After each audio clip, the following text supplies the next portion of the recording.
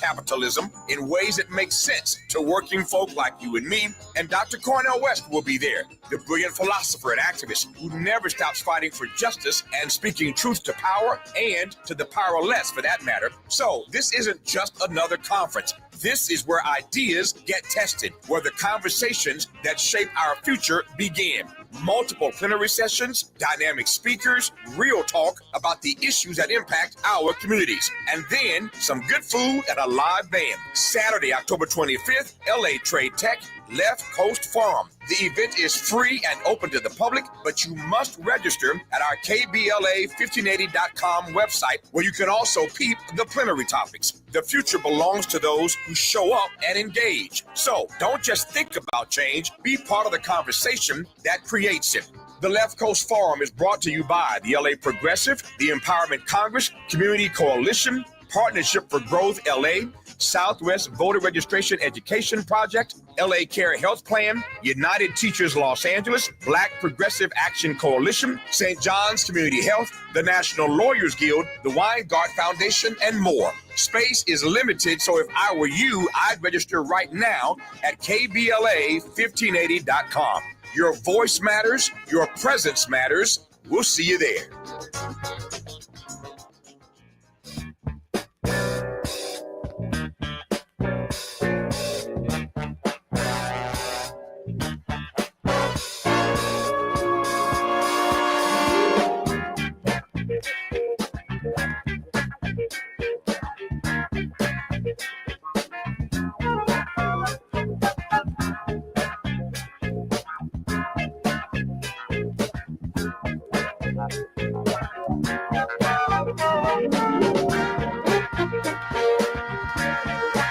I'm Jesse Jackson Jr. Welcome to the Jesse Jackson Jr. Show on KBLA Talk 1580. It's Thought-Provoking Thursdays on the Jesse Jackson Jr. Show. In our first hour, Worldwide with Dr. P.L. De Silva, and in the second hour, it's the World House with Johnny Mack. From the local to the global, change in Harlem, the federal shutdown, European views of America, Finland. Tune in today with Dr. P.L. De Silva, who has over 20 years of experience in backroom diplomacy, mediation, and negotiation. He has taught politics, international relations in several graduate and undergraduate programs at universities in New York, New Jersey, Long Island, and Queen's, University of Belfast in Northern Ireland. Dr. De Silva's publications include Postmodern Insurgencies, Political Violence, Identity Formation, and Peacemaking in Comparative Perspective. And also joining us in this hour with PL on Worldwide with PL De Silva is James Felton Keith, award-winning mechanical engineer, labor economist, and social entrepreneur. Most recently, he founded Inclusion Score, a venture-backed insurtech and lecture on inclusion insurance at the University of Georgia's Terry College of Business. As an enterprising international relations leader, he established the first international diversity and inclusion standard under ISO 304152021. This effectively reshaped the commercial insurance and underwriting to incentivize organizations across 163 nations to be culturally inclusive by connecting their employment insurance to an inclusion score. Dr. De Silva, welcome forward to the Jesse Jackson Jr. Show. Thank you, Jesse. Looking forward to a healthy conversation with everything that's going on around us. Oh, you can count on that with our very special guest, James Keith Felton. Mr. Felton, welcome forward to the Jesse Jackson Jr. Show. Thank you. Thank you for having me. Good to be here, guys. I loved hearing the commercials before and everything going on everywhere else. It makes me want to get outside and, do something. It is the right reason to be on KBLA Talk 1580, and I'm equally as excited. Dr. De Silva, why don't we get started with a change in Harlem?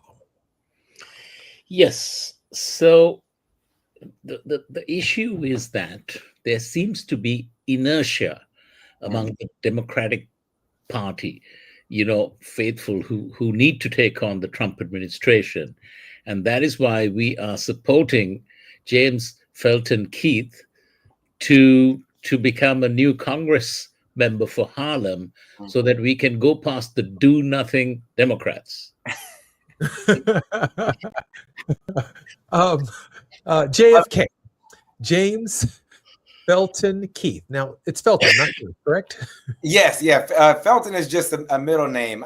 I wish I had one of those sexy hyphens in the middle where I could, in either direction, in the James side or the Keith side. But yeah, truth be told, I have too many first names, and that is a real thing. And years ago, some of the activists here in Harlem were like, look, we're just going to call you JFK, because they couldn't remember whether it was Keith at first or James at first. And every now and again, it was Felton. And so I thought it was weird. And then I was like, I sound like an airport or a dead man, but it stuck. So we're here. Yeah. JFK in Harlem, and just James everywhere else. Yeah. They ain't wrong for that. Let me, we have just about a minute and a half before we come forward, but I do want to say this. When I got elected to Congress, I never wanted to distance myself from the name Jesse Jackson. Yeah. I didn't want to do that. I wanted to distinguish myself. Yeah. I wanted to differentiate myself. I went to work every day to cast votes on behalf of people in a congressional district. Yeah. And I know you don't want to necessarily distance yourself from the Democratic Party, but you'd like to distinguish yourself. You'd like to differentiate yourself. Yeah. James, what makes you different? Sure. I think outside of my work history and our industry's activism, it's really, and to be clear, I've been a registered Democrat. I'm an elected member of the New York Party. Right now, I was one of the people who wanted our former governor, Andrew Cuomo, to step down. And he did. We were successful back then. But what I've been searching for in my work and how I met, PL De Silva, was really a solution to tie our lives and the intrinsic value, at least that I believe that comes from our lives and our participation in the world, to our economic status quo. And I think in the past few weeks, but really built on about 20 years worth of activism and research and lecturing and corporate work, I think we've found that economic issue that Democrats have been in need of to really solidify their economic populist message. And so what I like to call our core philosophy in our campaign is inclusionism. I think it's a natural evolution of what we've seen capitalism do and what we see in the rise that we now see from, at least in America, what we call democratic socialists, or in Eastern Europe, what will be known as the social democrats. But basically people looking for lower cost of living via, standard needs in housing, healthcare, education, but also a rise in incomes. I think we have a new method to articulate how we bring incomes, not just wages, but incomes for every American up to par with the productivity that we see in the economy. So, James? Yeah. We're going to take a break right here. I'm Jesse Jackson Jr. When we come forward on KBLA Talk 1580, we're going to spend some real time with James Felton Keith. He's running for office out of the state of New York, running for Congress, and he's a different kind of Democrat. And we're going to talk about those distinctions. I'm Jesse Jackson Jr. More when we come forward with PL De Silva, when we come forward on KBLA Talk 1580. While you're stuck in traffic, we can at least bring you up to speed on the news of the day. You're listening to Jesse Jackson Jr. only on KBLA Talk 1580.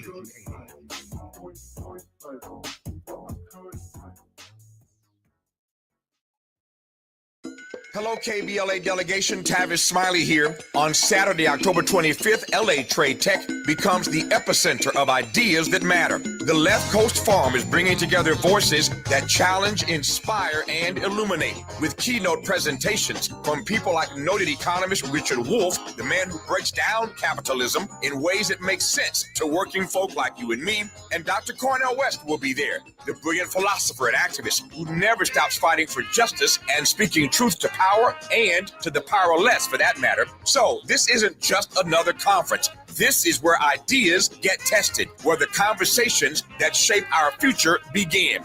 Multiple plenary sessions, dynamic speakers, real talk about the issues that impact our communities, and then some good food and a live band. Saturday, October 25th, LA Trade Tech, Left Coast Forum. The event is free and open to the public, but you must register at our KBLA1580.com website, where you can also peep the plenary topics. The future belongs to those who show up and engage. So don't just think about change, be part of the conversation that creates it. The Left Coast Forum is brought to you by the LA Progressive, the Empowerment Congress, Community Coalition, Partnership for Growth LA, Southwest Voter Registration Education Project, LA Care Health Plan, United Teachers Los Angeles, Black Progressive Action Coalition, St. John's Community Health, the National Lawyers Guild, the Weingart Foundation, and more. Space is limited, so if I were you, I'd register right now at KBLA1580.com. Your voice matters, your presence matters. We'll see you there. Now back to more of Jesse Jackson Jr. on KBLA Talk 1580.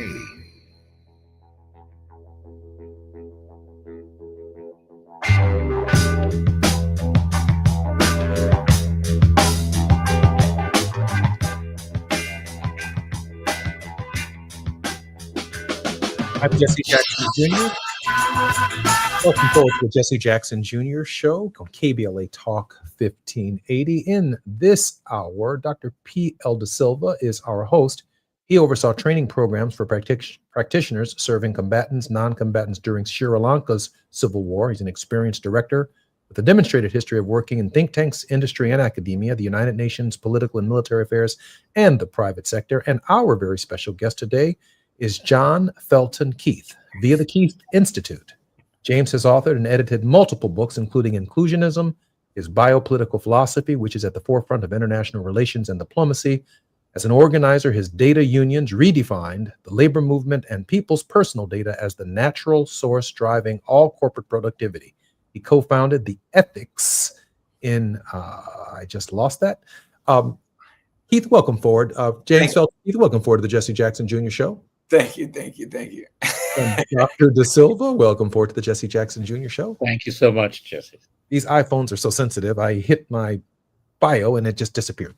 Anyway, we'll come back to that in just a minute. Let me go back to this question of differentiating. Sure. As you know, Brother Felton Keith, I served in the Congress for 17 years, and I served with Bernie Sanders. I've served with Democratic Socialists. I never had the privilege of serving with Alexandria Ocasio-Cortez, but I do understand democratic socialism. I'm a seminarian, right? I studied Jesus of Nazareth. I believe he probably was very close to being a democratic socialist without the democracy, because democracy was not available to him, but certainly his universal message of care for the poor and standards of living mattered, right?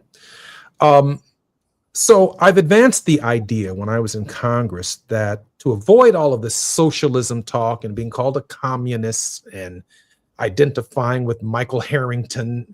And we have to think about that, on our side. All of that, I got it.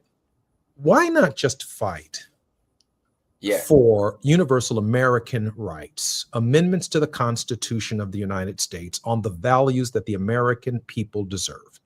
Yeah. All citizens shall enjoy the right to a public education of equal high quality. All citizens shall enjoy the right to health care of equal high quality. All citizens who have noses have a right to a clean, safe, and sustainable environment. All citizens who need shelter have a right to decent, safe, and affordable housing. When I entered Congress in 1995, Newt Gingrich had dozens of constitutional amendments. Balance the budget, take this from the Negro people, take this from the Indians, all kinds of constitutional amendments, but no economic-based amendments that could restore every American's faith in the Constitution itself. I'm not going to dominate this program. James Felton Keith, Dr. Da Silva, it's yours. But James, I certainly want to hear from you this new vision that you have. Well, I think it is specific to PL. I don't know if you were, okay. I don't know how the cadence went, but no, look, I agree. I think the reason we can't deliver those universal, equity and inclusion principles is because in this country, we will differentiate based on class, gender, race, you name it. I mean, in the salad bowl society that we live in, we have to often validate the most disenfranchised people's existence in order just to be included at all. And I'm with you. Like, I remember when you got in Congress, I was one of those kids that Bill and Hillary were calling a super predator at that time. Right. I came out of high school in 99, and now in my mid 40s, again, I've spent the past 25 or so years trying to think about how do we codify and validate people's inclusion into the normal economy in a way that is more rooted in markets than the old language of socialism. Right? So, like, not just making it a function of government, but making it a function of property distribution. And so I know we're only, a few minutes till break, but I'll set the table here. I was just in Eastern Europe, I was just in Denmark, I was just in Finland, I was just in Estonia briefly to see a Russian prison down there, a former Russian prison. But we did something really interesting there that I've been advocating for about the past 15 years. And when I started, they laughed at me and said, "We'll never do this. You're too American." And now they're doing exactly what we were asking them to do 15 years ago. I went to Denmark a long while ago, and I asked them to create a property right around people's personal data, because it could be the most micro asset that we could give people ownership of to distribute value through. Right. So every company that we're aware of on the planet, in Chicago, in New York, elsewhere, uses input from individuals, whether they're employees or consumers, to generate one of two things: products, things you can touch, and services, things you can't touch. And our regular flow of information about us makes the production of those goods cheaper and cheaper and cheaper. Now, when I was talking about this in 2005 or 2015, people didn't really get it. But when AI became a real thing about 36 months ago, everyone said, "I get it. I feel like something is being taken away from me. I just don't know how I get it back." And so when I look at this economy, to put in a context what we were arguing back in 95, again, also in 05, 2015, and now in 2025, the economy is 200 times as productive as it was 50 years ago or my whole life. But wages haven't risen at all. I think that balance of how we bring economic productivity back to where working people was, because when Eisenhower was president, productivity raised at the rate of wages. So now we have to figure out an equity stake separate from wages. And we have to make all Americans and all people, all Europeans, all Africans, all Latin Americans, you name it, property owners in the micro productivity that we see from the normal economy. And I'm not just talking about Google, Apple, and Facebook, right? I'm talking about every company that makes any type of product or service in 2025 makes it on the information that you give it about yourself as a consumer. It has changed macroeconomics. It has changed microeconomics. And as a labor economist, I'm running for Congress because I do not feel like or think, forget feelings for 2 seconds, that our current incumbent even understands the modern economy to make an argument for what the people in our district are owed. I think it's just time. So that's the big differentiation. I think I know how to get money back in people's pockets. I've not been a politician for 35 years. I've been working as an engineer and an economist for 35 years. And now it's time to tell a new story about what we're owed and what we're worth. And when I say you're valuable, I mean it as a factual thing, not just as a spiritual thing. I mean, I can show you on a piece of paper with a number exactly what you're missing out on.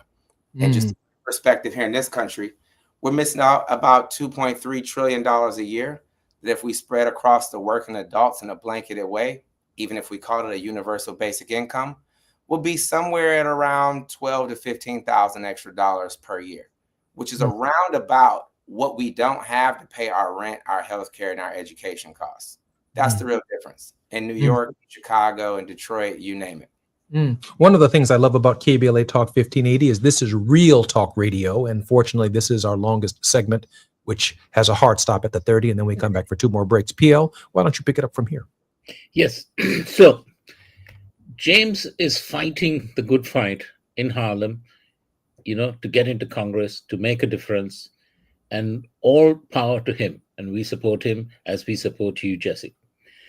The thing that we also need to talk about is what's happening right now. We are 2 days into a national federal government shutdown And I'd like to get thoughts from James Felton Keith, from our own JFK, as to the implications of that for the people of America, the peoples of America. Yeah. Look, this is hands down MAGA and Donald Trump's shutdown.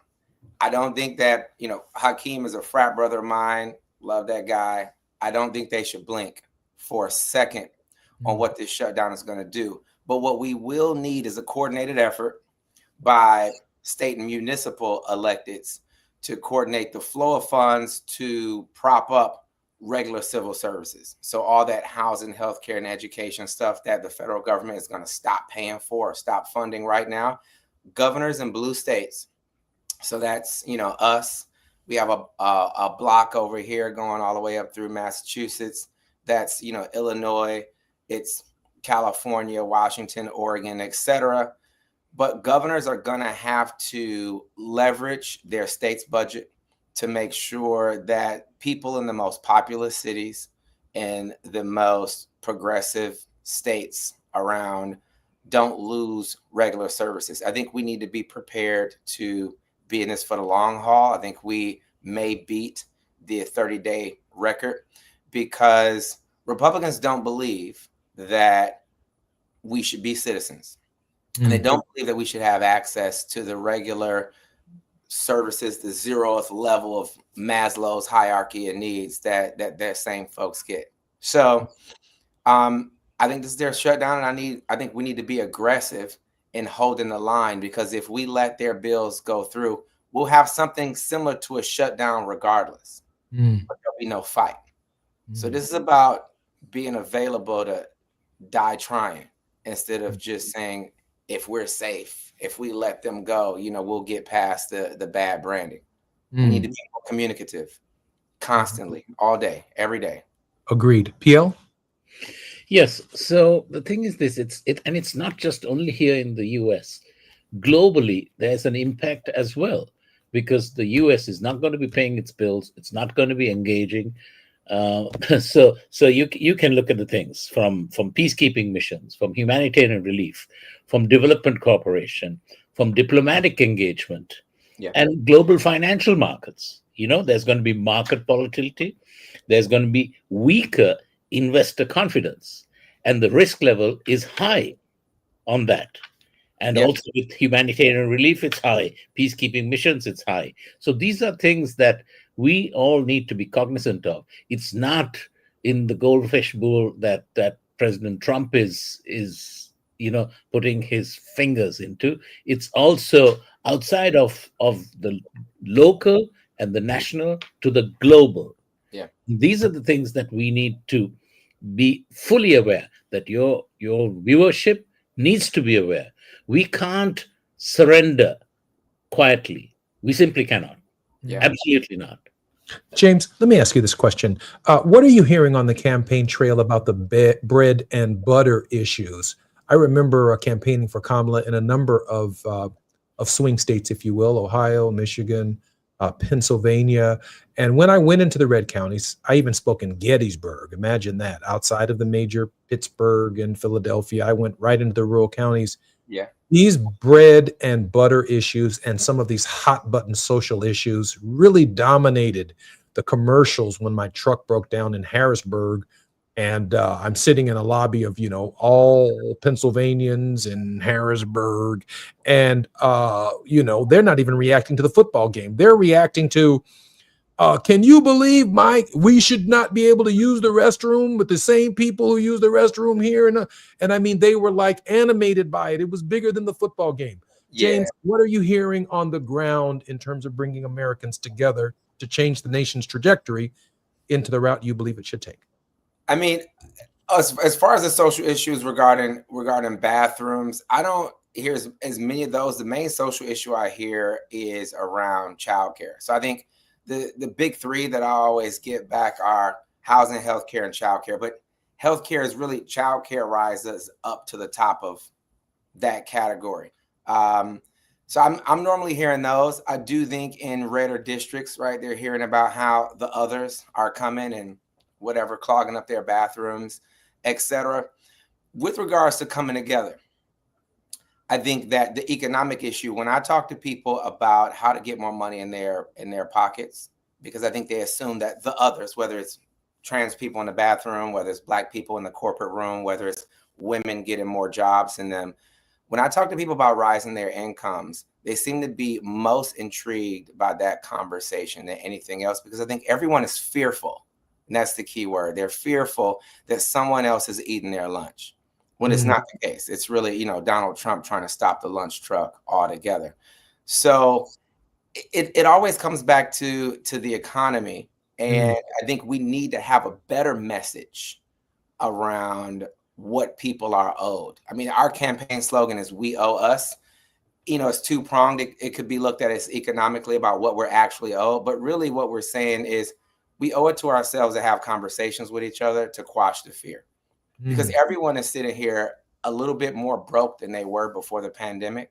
And that's really where all this is coming from. If everyone was comfortable, we wouldn't even care about who was in the bathroom. PL, I'm loving this candidate. I'm loving these issues, and I'm loving the clarity that he's bringing to the national debate. PL, we have about 30 seconds before we have to come forward. Some quick thoughts before we come forward after the break. Right. So in the old days of solidarity politics, 70s, 80s, right? Unity is strength. And that's what I heard you say, Jesse. We need to stay united in order to overturn this administration. We need regime change in the United States of America. That's what we need. And for that to happen, we have to have unity in struggle. I'm Jesse Jackson Jr., listening to Jesse Jackson Jr. on KBLA Talk 1580, more with PL DeSylvia and James Felton Keith. The biggest names, the best conversations. You're riding with Jesse Jackson Jr. on KBLA Talk 1580.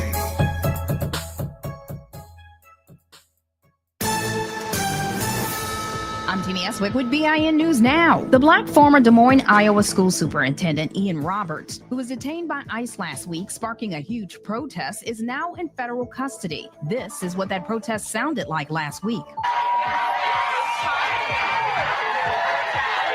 Roberts' attorney says Roberts took care of all his immigration paperwork earlier this year. Well, it's day 2 of the government shutdown. As both sides try to negotiate a deal, Democrats say they want Medicaid cuts reversed, while Republicans say they don't want to strike a deal until the Democrats open the government back up. Finally, Janet Jackson adding a new milestone. The singer has a feature on Cardi B's Principle. The song debuted at 92 on the Billboard Hot 100 chart. For Janet, that means she joined Cher and Madonna as the only women to have new Hot 100 hits in 5 different decades. Get BIN News Now on demand 24/7 on the iHeartRadio app. Celebrating 100 years, Mount St. Mary's University LA is dedicated to moving your life and career forward. Earn your undergraduate or graduate degree and become unstoppable. Find out how at msmu.edu.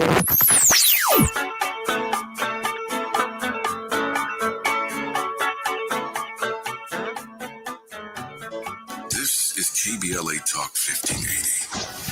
Talk radio that's music to your ears. We're unapologetically progressive. KBLA Talk 1580. We've got a lot to talk about. I'm Reverend Gerald, the life coach. Is someone you love struggling with addiction and mental illness? Is improving your family's health important? Want to leave a legacy that your family can grow? Are you ready to enhance your perception of life experiences? Then wake up weekends at 7 a.m. with Urban Family Focus and get the wisdom, opportunity, resources, and motivation to live your best life. Join the conversation on Urban Family Focus Saturday and Sunday at 7 a.m. Unapologetically progressive. KBLA Talk 1580. We've got your black. We ask seniors how to prevent Medicare scams. My best advice, if you get a phone call, do not talk to the person. These people are well trained. Don't talk to them. They don't know me. They're just trying to scam me. Don't be fooled. Hang up. Just hang up. Never give out your Medicare number. They're going to get your number to put in a false claim. If I get a call from someone, I don't pick up the phone. And should I pick up the phone and they ask for information, then I hang up. How do you detect Medicare fraud? Just like I check my credit card statements, I check my Medicare statements monthly. Scammers can get a hold of your number, order medical devices through your account, and you're not even going to know about it if you don't look at your statement. Check your statement every month. If you get your statement and you see something that you know you did not have done, you report it. Call your senior Medicare Patrol. To report Medicare fraud, call the Senior Medicare Patrol at 855-613-7080. KBLA Talk 1580. We've got a lot to talk about. KBLA Talk 1580, connecting you with services and solutions. The Los Angeles Regional Food Bank is on a mission to fight hunger and provide nutritious food to those in need across our community. They partner with federal, state, and local programs advocating for better policies and funding for critical hunger relief programs like Cow Fresh, the Emergency Food Assistance Program, and the Child and Adult Care Food Program. The food bank works with coalitions and local representatives to make sure hunger is addressed in every district of LA County. They also run nutrition education campaigns, raise hunger awareness, and source nutritious food for distribution, all while supporting regulations that allow food pantries to operate safely. Want to help? Visit lafoodbank.org or call 323-234-3030 to volunteer or find a food bank near you. Together, we can ensure that no one goes hungry in Los Angeles County. This is a community call to action from KBLA Talk 1580. Hey, KBLA 1580 delegation, your health matters to us. We know that information is power, especially when it comes to prevention and treatment. That's why we're proud to introduce the brand new KBLA Health and Wellness Hub. This online space is built just for you, connecting our community to trusted health resources, culturally relevant care, and even access to diverse clinical trials and emerging therapies. Whether you're looking for information on common conditions, mental health support, or just want to stay on top of your wellness journey, we got you. And the best part, it's all on our website at KBLA1580.com. Accessible, empowering, community focused. So just go to KBLA1580.com and click on the Health and Wellness Hub icon, because knowledge is power and your health is everything. At KBLA Talk 1580, we've got your black. You're listening to Jesse Jackson Jr. on KBLA Talk 1580.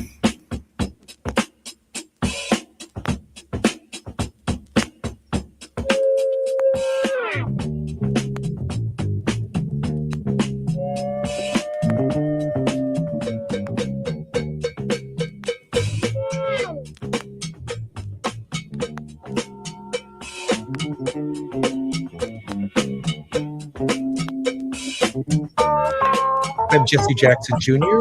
Welcome forward to the Jesse Jackson Jr. Show on KBLA Talk 1580. We're going worldwide on Thursdays with Dr. P.L. De Silva. Dr. De Silva is skilled in research, political risk analysis, geostrategy, cultural diplomacy, humanitarian action, and global affairs involving war-affected, deeply divided societies. He is a doctor of philosophy, earning his PhD in political science from the University of Amsterdam. Dr. De Silva, welcome forward to the Jesse Jackson Jr. Show. Thank you very much, Jesse. And our very special guest is James Felton Keith. I interrupted myself when I shared with you that the Keith Institute, James has authored and edited multiple books, including Inclusionism, his biopolitical philosophy, which is the forefront of international relations and diplomacy. As an organizer, his data unions redefine the labor movement and people's personal data as the natural resource driving all corporate productivity. He co-founded the Ethics of Personal Data Collection series at Anthem Press and wrote the book Data is Labor. James, welcome forward to the Jesse Jackson Jr. Show. Thanks for having me, guys. Thanks for having me. One of the things, before I pitch this back to PL, this is our 10-minute segment. One of the things I wanted to ask, when you search this idea of candidates for office for such a time as this. Sure. I've watched, I think the nation has watched, and certainly those of us here in Los Angeles have observed very closely the activity of the mayor's mayoral reelection and his recent withdrawal, and the machinations within the Democratic Party of Mayor Adams's this decision to not be a candidate while leaving his name on the ballot, Andrew Cuomo, the kind of sore loser, return to office because he's backed by the regulars in town. And then here comes James Felton Keith saying, we need a new politic that is based in a very, very different messaging for Democrats.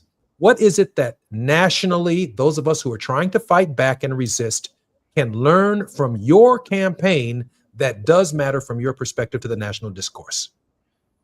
I think the big change, well, number one, thanks for the question. I think that was actually a great question. It makes me think about something that PL said right before we got off around solidarity and unity. And it also makes me think about, I was listening to your commercials and I'm like, I'm loving this radio station. I'm like bobbing my head to the music. Tavis is the truth.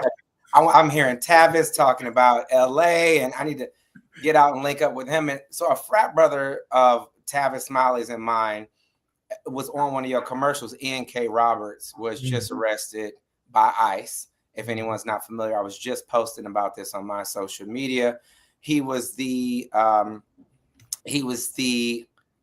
superintendent for the Des Moines school system, which is the largest school system in Iowa. He was born in Guyana, came up here in '99. I remember when he became a frat brother around 2011. I met him. I'm a little bit older. And the deal is, at least in the fraternity, and I posted about this, and people are in my comments, even some Black folks, going back and forth about, well, what did he do wrong and this and that. And when we talk about solidarity, when we talk about whatever the American dream was, which is actually just a human dream, which is why everyone's coming here, that dream around individual agency, we need to have a level of solidarity around what it means to have individual agency and access to certain rights that prop up your agency, like housing, healthcare, income, education. And what we're not doing as a politic is, I think Democrats across the board are a bit apologists. I think sometimes we look like doofuses in front of our crowd, like we're not really repping our core issues. And what I think about most importantly is the most recent Ezra Klein, Ta-Nehisi Coates interview. And I'm talking about one of my white, comfortable campaign advisors, a guy who, I love and admire and I'm happy to work with, but we're often sparring about this issue where he's asking me to turn into a preacher and fix his problem so that he's safe in Soho, which if anyone's not familiar, that's the middle of Manhattan. And I live way uptown. And he's like, can't you bring out all your Black friends? And why aren't you all marching? I was like, why aren't you, buy me a bigger stage to march on, like if that's what you want. But this sort of apologencia, which is not a word, but I'm going to make it up right here, that this friend of mine and Ezra Klein come up with regards to people like Charlie Kirk, et cetera, they need to be checked, as Ta-Nehisi did, around the morality of their lust for fame. And this is where, again, the market's demand for attention can run amok. They need to check that morality, because what they're acknowledging on the conservative side is conservatives are happy to dehumanize the majority of us, to keep us arguing with each other's humanity, which breaks that solidarity.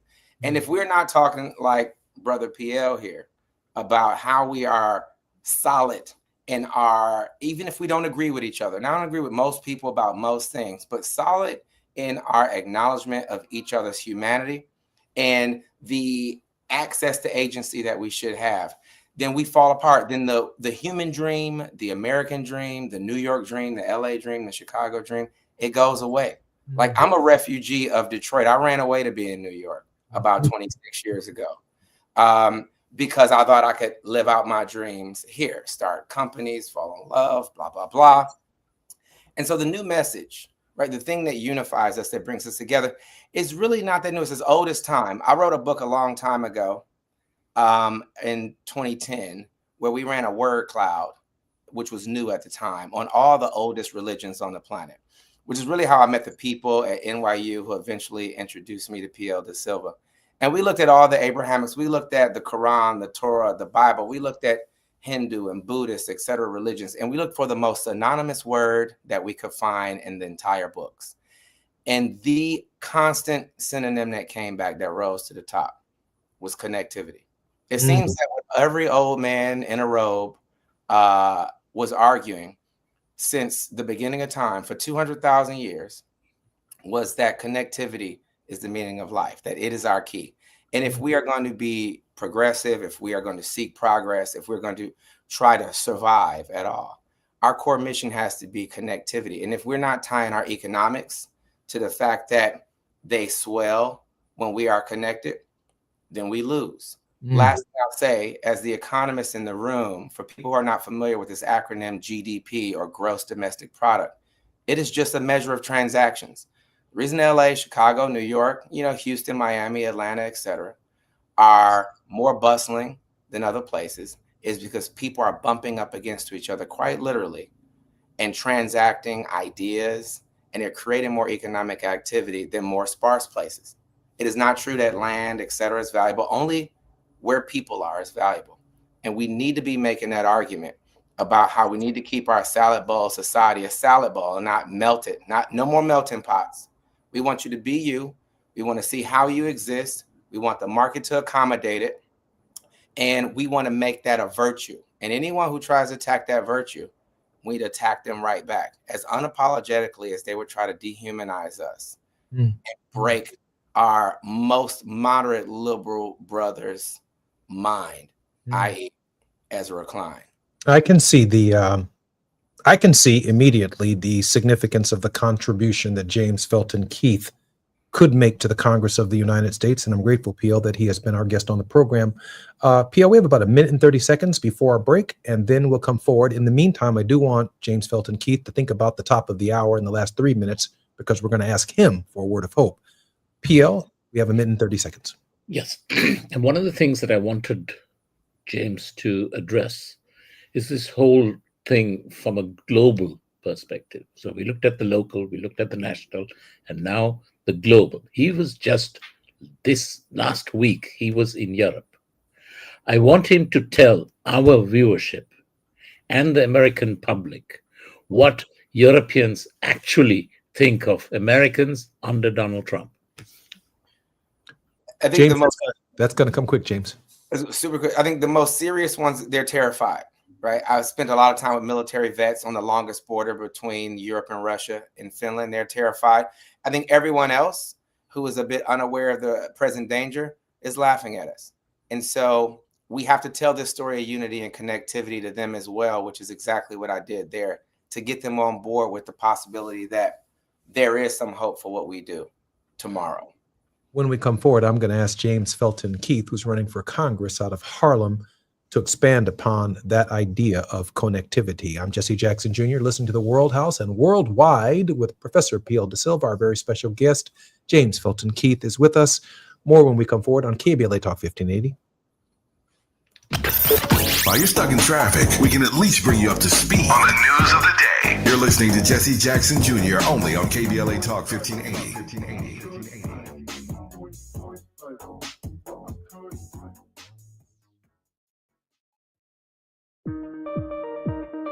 JP Morgan Chase offers tips for the local business owners in 2025. Small business landscape is ever changing, and the Los Angeles market is no exception. A startup or legacy business, revisiting your mission statement and recalibrating offerings can renew opportunities for growth and innovations. Programs like Chase for Business Coaching for Impact gives entrepreneurs access to expert guidance, helping you streamline operations, strategize your growth, and navigate complex challenges. Businesses with a clear sense of purpose can navigate any challenge effectively, but also build stronger customer loyalty. Visit chase.com/coaching for impact for more information. This segment is sponsored by JP Morgan Chase.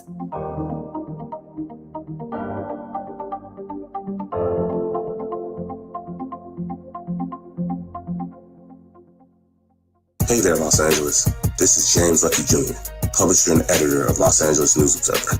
Are you hungry for news that matters to you in the African-American communities of Los Angeles? Well, buckle up, because we got the scoop you've been craving. Stay in the know and never miss a beat with our free weekly publications conveniently available near you. Or hop on the digital wave and become an exclusive subscriber at OGNSC.com. Don't forget to join the party on Instagram and Twitter at OGNSCINC for behind-the-scenes access and sizzling updates. No more FOMO. Let's stay informed, connected, and empowered together.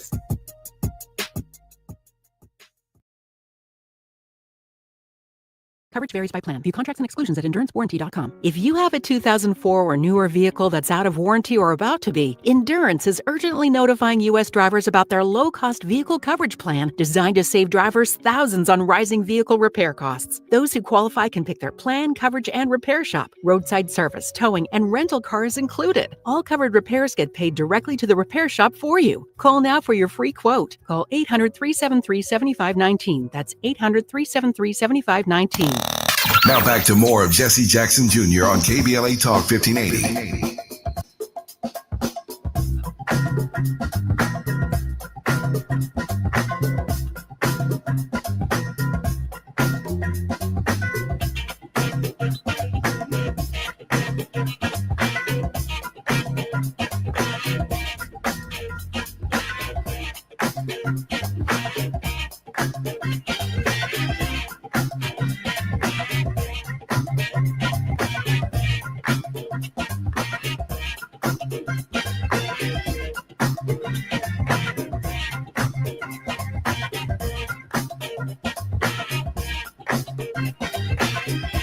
I'm Jesse Jackson Jr. Welcome forward to the Jesse Jackson Jr. Show on KBLA Talk 1580. Listening to Worldwide with Professor P.L. De Silva, my very good friend, and our very special guest today is New York congressional candidate James Felton Keith. Professor De Silva and Mr. Keith, welcome forward to the Jesse Jackson Jr. Show. Thank you. Thanks for having us. Yeah. I'd like to pick back up on this question of connectivity. In the congressional district, for example, that I formerly represented on the south side of Chicago, when I first got elected, the Chicago Easy Finder map, which includes all the northwest suburbs on it, all of the downtown area, the areas that people are familiar with, and it literally stops at the Museum of Science and Industry. The map now has to be expanded to include the Obama Presidential Library, which is in Chicago. It has to be expanded to include legislation that I passed to expand and create a national park in my congressional district. The Pullman Porters and the Pullman community in the 9th Ward of the city of Chicago were part of that connectivity. Yeah. But most of my congressional district, which population-wise is in the city of Chicago, is not even on the Chicago Easy Finder map. We just systematically discourage people from coming to my community, and the only time you've ever seen them on the news recently is when ICE conducted a raid on 75th and South Shore Drive 3 days ago, just 3 blocks down from my house. And that's the news that we get out of it. So on this question of connectivity, for 30 years, I've been trying to build a new airport through 4 governors, Governor James Edgar, George Ryan, Rod Blagojevich, Pat Quinn, and I convinced them with money from my congressional district, money that my constituents forewent to purchase the land to build this airport. We now have assembled the site to put a 10,000-foot runway in the middle of the congressional district, building an airport that's been set aside and designated by the FAA to connect our district to the global economy. Yeah. So we're not just selling hot dogs and hamburgers and liquor stores and all of that stuff. We want to fly nonstop to Denmark, nonstop to Holland, nonstop to Germany, nonstop to Johannesburg. We want to be part of the global economy, and we're almost there. I am fascinated, James Felton Keith, by your idea that connectivity is a factor in bringing blue and red together. Yeah, I do think it is. And I think we have a rare opportunity in this time because of how destitute folks are, on top of the change time that AI, and I think AI has done an interesting thing, which has made people understand the sheer size of the tech industry and how it's pervaded everything. And I think everyone, whether you're in New York or New Orleans, or if you're in a rural area, if you're in Arkansas, if you're in Albany, I think people are starting to feel the economic impact of wages going away from them, or at least wages stagnating. And so the rare opportunity, I think, is to tell a better story about what we're owed. The reason I'm hopeful is I think we can, because through the data, we're starting to see that people's lives are really what's tied to the normal economy. I hit you all with a stat that I don't think most people are familiar with. In 1975, the S&P 500 claimed that only 17% of their balance sheet was what we would call intangible assets. That's code for people, if anyone's not familiar. But today, in 2025, the S&P claimed that 90% of their balance sheets are intangible assets or people. So they're basing their whole balance sheet on our lives, on our data, not brick and mortar assets anymore. And as a result, I think we have the opportunity to make legal arguments that we're owed a bigger part of those balance sheets. And it would be true for people, again, if they live in rural areas or if they live in urban areas. With regards to connectivity and inclusionism, what we like to say up here, because there's a lot of diversity here and people don't always get along or see eye to eye, is we like to say individuals are at their best when they identify with a community. I think that's pretty evident. But communities are only at their best when they identify all of their individuals. And so we try to create, our culture should be one at least, that tries to create a constant hack on what our community was yesterday by trying to identify who we actually are tomorrow. And again, if that's our ethic, even if we're identifying the most conservative brother, the most liberal sister in our community, it will make us more whole and better understand how we're failing to communicate to each other who we should be. I just think politicians have to ask the community to be brave enough to have those conversations. The problem with a lack of connectivity right now, even what you referenced in your old district, is the people in power right now don't want us to be connected. And so we have to demand more. I'm in politics because I just want to have this conversation. You know, I'm 44 now. It is statistically unlikely that I'll get another 44 years. I hope, but I think I'd rather just spend these 44 doing this. I could hide out in corporate America, but I think we'll spend the rest of my time at least falling apart if I don't at least try to have these conversations. So we'll die trying. I appreciate that leadership. I'm 60 years old. You made me feel like I got more yesterdays than tomorrows, which means I'm not going to be 120. So thank you, James Felton Keith, for letting me know that I got a short runway. Dr. De Silva. Yes, we have to organize.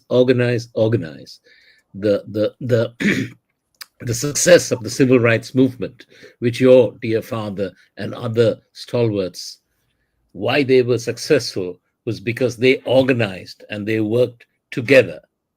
This is what we have to do for our time. And we can't rest on the laurels of our elders. We have to pull ourselves up from the bootstraps. We have to get together, everybody. Unity in struggle, that should be our slogan. Unity in struggle. I think resistance is not enough. We need to struggle, and we have to overthrow this dictatorship, because that's what it is. And we are heading for martial law. So we have to wake up, and wake up real fast.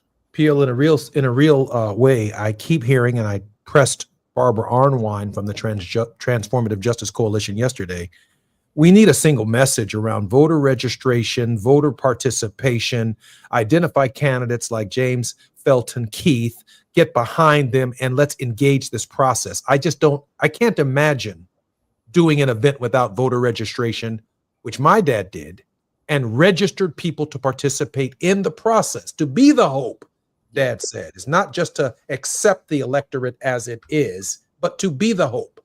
James Felton Keith, we have about 3 minutes, and we are a hard stop at the top of the hour. I'm going to give it to you to give us a 3-minute word of hope, an opportunity to practice a short sermon, brother.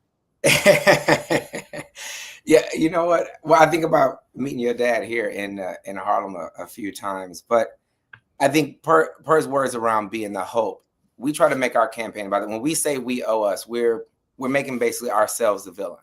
We're saying it is incumbent upon you. You owe it to yourself. We owe it to ourselves to take back this country, take back this economy, even if that means running against incumbents who are a bit too passive or a bit too apologist to the dictatorship that is ushered in, right? And so I think we need to run against the status quo from every angle, not just Democrats running against Republicans, but Democrats running against Democrats who are willing to take a hardcore stance around, again, the basic equity that we're owed.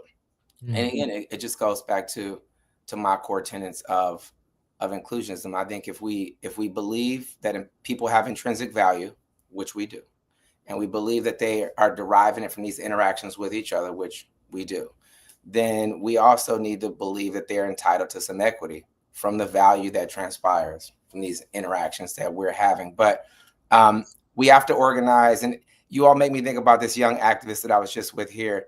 She's Somali American. She's like 23.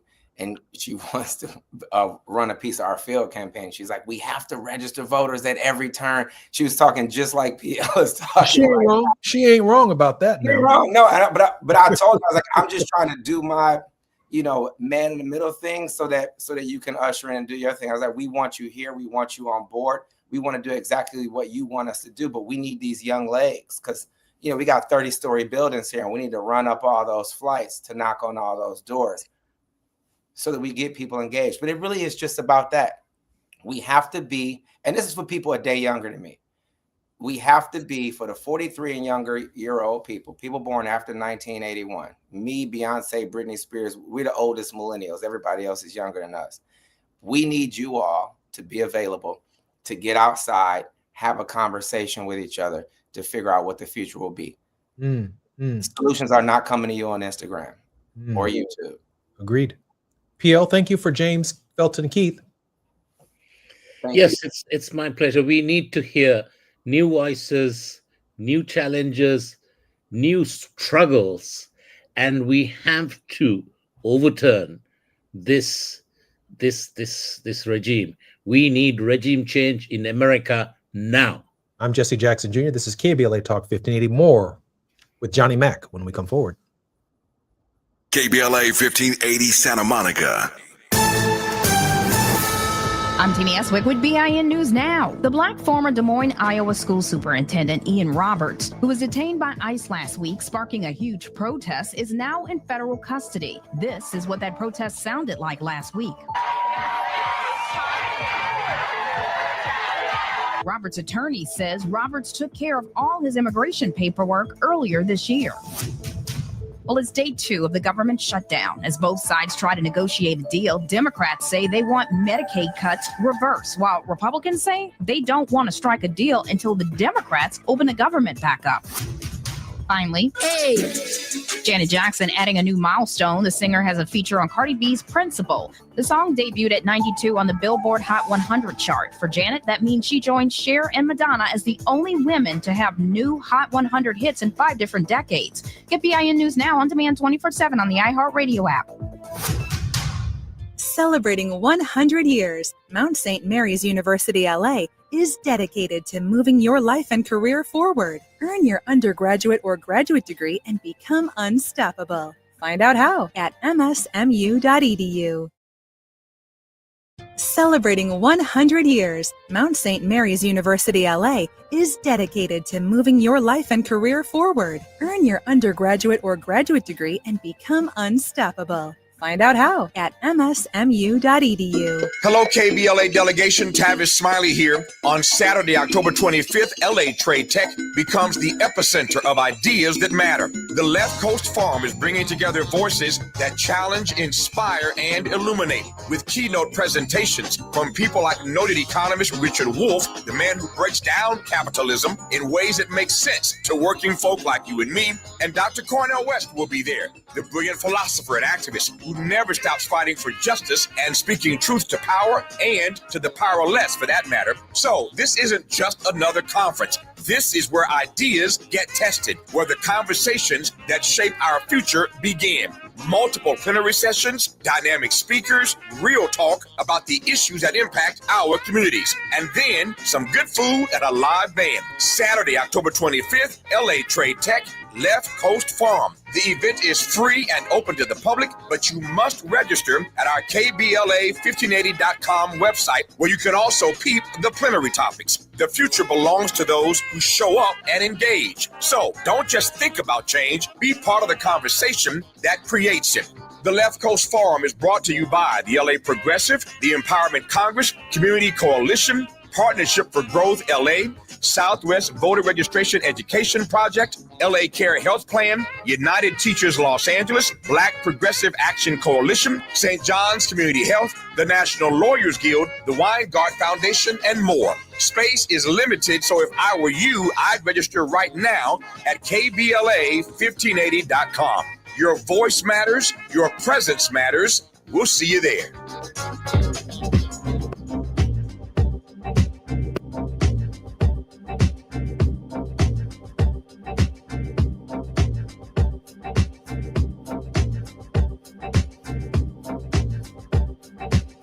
Jackson Jr., welcome forward to the Jesse Jackson Jr. Show, and welcome in our second hour to the World House with Johnny Mack. Really, in a real sense, our entire week culminates in the work of Johnny Mack, because we have to take all of the action that we want to engage in and filter it through the philosophy of our king. And when we filter it through the philosophy of our king, new insights emerge on the way in which we can address this hour. And that's what I want to talk about today with Johnny Mack, the great adventure of community, violence or nonviolence. Johnny writes that modern history is a process of human action and social order, the human spirit's indefatigable drive to give meaning to social life and life to social order. One may view it as the story of social change and human development. King called it the great adventure of community. Others, like Norbert Elias, call it the civilizing process. Anthony Giddens called it modernity, modes of social life or organization which emerged in Europe from about the 17th century onwards, and that subsequently became more or less worldwide in their influence. Francis Fukuyama describes it as the, quote, long-term evolutionary story of human institutions. As we will see, and we have seen below, important in the Kingian context, Fukuyama also claims humanity's greatest challenge is thymos, the innate propensity to crave recognition. That's a need that we all have, which at its extreme is megalithemia, or the desire to be recognized as privileged or superior. Now, white folks ain't the only people who feel that way. We got a lot of that in our situation. King called this human pathology the drum major instinct. Historians like Thucydides, who contended the law of nature is to rule whenever and wherever one can, and theorists like Hobbes, who argue life is a solitary, nasty, brutal, and short, it is all against all, have grappled with thymos and its social organizing implications. In King's book in 1967, Where Do We Go From Here, Chaos or Community, is gravid with his seminal thinking on change, development, and social order. In addition to the question, where do we go from here, it includes such concepts as the World House, a revolution of values, peaceable power, the triple evils, offenses against the community, and restructuring the architecture of society. That's what we explore here on this program with Johnny Mack. In his great adventure of community idea, we glimpse of how King describes his journey. And listen carefully to this, because remember, Johnny Mack taught us in earlier episodes that not only are we in time, we are in time over time. And it's important to understand where our king was on this question. This is our king. Whenever Cro-Magnon man, under whatever strange impulse, put aside his stone axe and decided to mutually cooperate with his caveman neighbor, that's the kind of times we're living in here as we go back to some kind of America that we've never seen before, it marked the most creative turn of events in existence. That seemingly elementary decision set in motion what we now know as civilization. At the heart of all that civilization has meant and developed is community, that mutually cooperative and voluntary venture of man to assume a semblance of responsibility for his brother. Let me say that again. At the heart of all of civilization has meant and developed is community, that mutually cooperative and voluntary venture of man to assume a semblance of responsibility for his brother. History and values give context to the social systems and institutions that sustain human condition and support social organization. Johnny Mack, welcome forward to the Jesse Jackson Jr. Show. I think Johnny. I'm here. Hey, Johnny, how are you? I'm doing well. I was just enjoying your reading. Oh, it's just getting started because I got about 4 more paragraphs to go. But I thought this was a great opportunity to break before we have our break, to just take a deeper dive into the idea that Dr. King, in the time that he lived in, had given a reflection to the Jurassic era, back to the Magno-Cro-Magnon man and what was at the heart of civilization. He arrives at community or common unity. I think we heard that in James Felton Keith, a candidate for Congress out of New York, in our last hour. Johnny? Yeah. And not only does he reach back to the Jurassic period, Jesse. Remember, he's writing in the mid-20th century. He's writing 75 years ago or more. But he reaches into our very day with those statements. And he connects our earliest days with what he is projecting will be our days even beyond his time. The genius of King is just incredible. And so this idea of the great adventure of community, he pulls together so many philosophers, theologians, scholars in his brilliant analysis of where we are, how we got here, and where we're going. When he asks the question, where do we go from here? And that's what the great adventure of community is about. I think it's important to put it in that framework because for many of us as African Americans, and I know we'll be coming forward in just a moment, for many African Americans, and I must admit that my thinking, my mind is limited sometimes by the provinciality or the outrage of the moment, which James Baldwin referred to Black existence as just a constant state of rage. That King, now the Jurassic period for some of us is slavery, 1619 to the present. It might be the 50s, it might be the 40s, the 30s, it might be first Reconstruction, it might be Jim Crow, whatever it is, that's Jurassic for us. But Dr. King goes back millions of years to the heart of Magno-Cro-Mania man. That's the guy with the big jawbone, and says the moment that he decides to relate to the next guy with the big jawbone, and they're not fighting over a woman, and they're not just trying to find a way to start a fire, that something emerges as a turning point that constitutes what is civilized. I'm Jesse Jackson Jr. This is KBLA Talk 1580. More with Johnny Mack. We're going to get through this today. I promise when we come forward. It's afternoon drive time with Jesse Jackson Jr. Only on KBLA Talk 1580.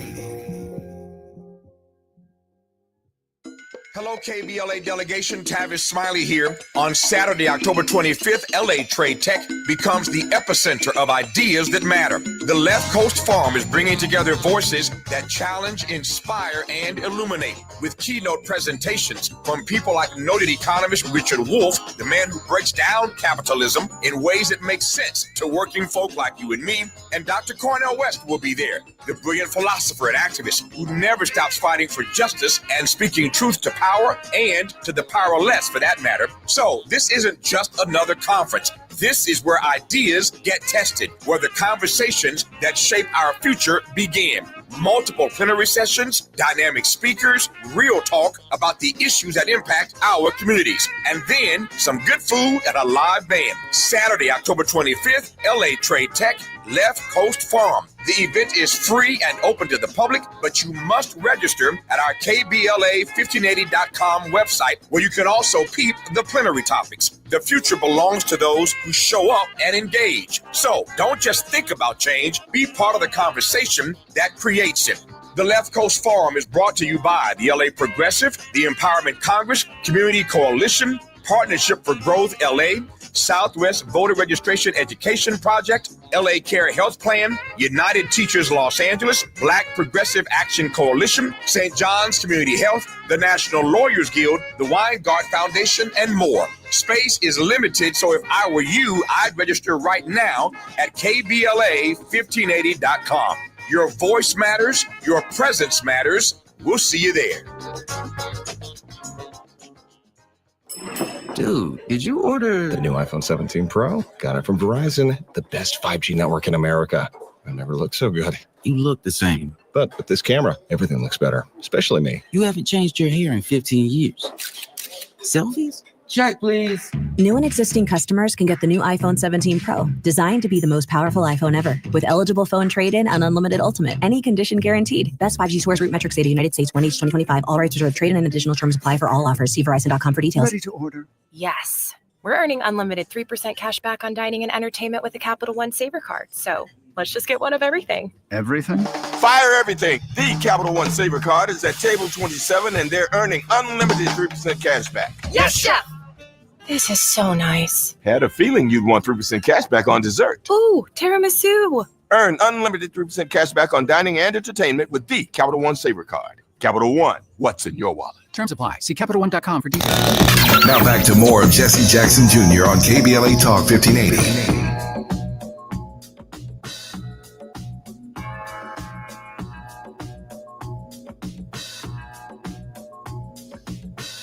I'm Jesse Jackson Jr. You're listening to the Jesse Jackson Jr. Show on KBLA Talk 1580. This is the World House with our special guest, Dr. Johnny Mack, the regular host of this program. I shared with you all before the break and before I asked Johnny some insights into Dr. King's metalogic that we had 4 more paragraphs that I needed to complete. I'm going to do that right now. And we're going to dive right into the heavy work that Johnny has done. History and values give context to the social systems and institutions that sustain human condition and support social organization.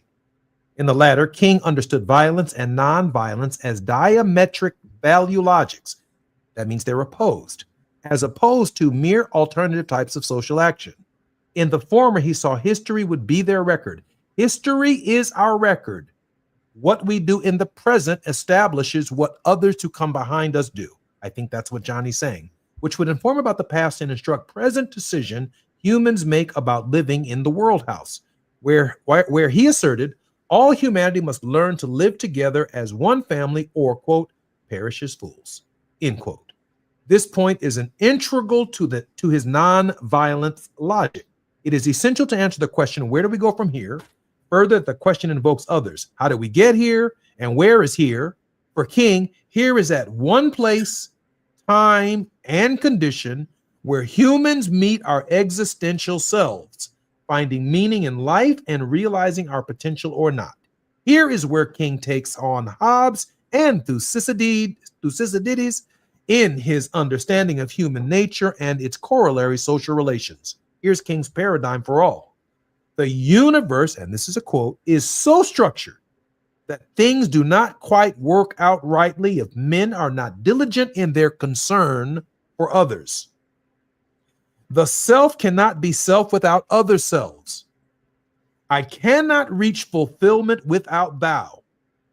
Social psychologists tell us that we cannot be truly persons unless we interact with other persons. All life is interrelated. All men are caught in an inescapable network of mutuality tied to a single garment of destiny. Now, let me extrapolate on that for a moment. It simply means that the fabric of our civilization as Americans is held together by a very thin thread.